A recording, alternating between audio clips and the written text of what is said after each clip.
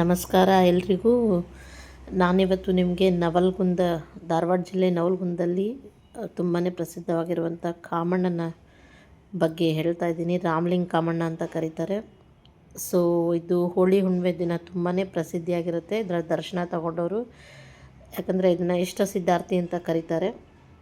ಭಕ್ತರ ಇಷ್ಟಾರ್ಥವನ್ನು ಸಿದ್ಧಿ ಮಾಡುವಂಥ ಕಾಮಣ್ಣ ದೇವರಿದು. ಸೊ ನಾವು ಬೆಳಗ್ಗೆ 4 ಗಂಟೆಗೆ ಹುಬ್ಳಿಯಿಂದ ಬಿಟ್ವಿ. ಸೊ ಹುಬ್ಳಿಯಿಂದ ನವಲಗುಂದ ರೀಚ್ ಆದ್ವಿ. 4:30 ಆಗಿತ್ತು ನಾವು ರೀಚ್ ಆದಾಗ. ಸೊ ನಾವು ಗವಿ ಮಠದ ಒಂದು ರೋಡಲ್ಲಿ ಹೋಗ್ತಾಯಿದ್ವಿ, ಕಾಮಣ್ಣನ ಒಂದು ದರ್ಶನಕ್ಕೆ ಹೋಗ್ತಾಯಿದ್ವಿ. ಸೊ ಬೋವಿ ಉಣ್ಣಿ ಮುಖಾಂತರ ನಾವು ಕಾಮಣ್ಣನ ರೀಚ್ ಆಗ್ತಾಯಿದ್ವಿ. ಸೊ ಮಧ್ಯದಲ್ಲಿ ಇವಾಗ ಸಾಕಷ್ಟು ಜನರು ಕಾಮಣ್ಣಗೆ ಬೇಕಾಗುವಂಥ ಕಾಯಿಗಳು ಮತ್ತು ಮಾಲೆಗಳು ಎಲ್ಲವನ್ನು ಇಟ್ಟಿರ್ತಾರೆ. ಸೊ ನೀವು ತೊಗೊಂಡು ಹೋಗ್ಬೋದು, ದಾರೀಲಿ ಎಲ್ಲ ಸಿಗತ್ತೆ. ಆ್ಯಂಡ್ ನಾವು ಹೋಗ್ತಾ ಹೋಗ್ತಾ ಹಾಗೆ ಬೋವಿ ಉಣ್ಣಿ ಕಾಮಣ್ಣನ ದರ್ಶನ ಮಾಡಿದ್ವಿ.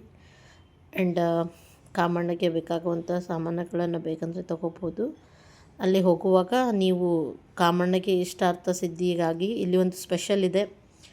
ಸೊ ಸ್ಪೆಷಲ್ ಏನಂತಂದರೆ, ನೀವು ಇಲ್ಲಿ ಒಂದು ಛತ್ರಿನಾದರೂ ತೊಗೋಬೋದು, ಬೆಳ್ಳಿಯಿಂದ ಮಾಡಿರ್ತಾರೆ. ಆ್ಯಂಡ್ ಮೀಸೆ ಇರುತ್ತೆ, ಗಂಡು ಮಗು ಬೇಕಂದರೆ ಮೀಸೆ ಇರುತ್ತೆ. ಆ್ಯಂಡ್ ಉದ್ಯೋಗ ಮತ್ತು ಏನಾದರೂ ಅಭಿವೃದ್ಧಿಗಾಗಿ ಹಸ್ತ ಮತ್ತು ಪಾದಗಳಿರುತ್ತೆ.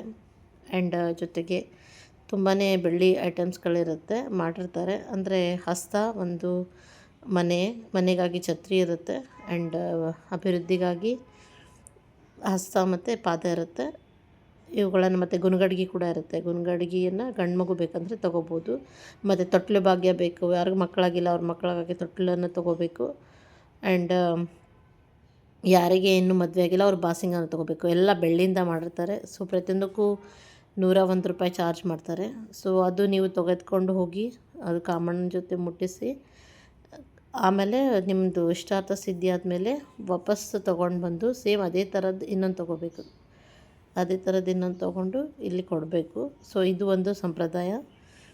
ಇಲ್ಲಿ ನೋಡಿ ತುಂಬಾ ಕ್ರೌಡ್ ಇದೆ, ಸಾಕಷ್ಟು ಜನ ಇಲ್ಲಿ ಬರ್ತಾಯಿದ್ದಾರೆ ದರ್ಶನಕ್ಕೆ.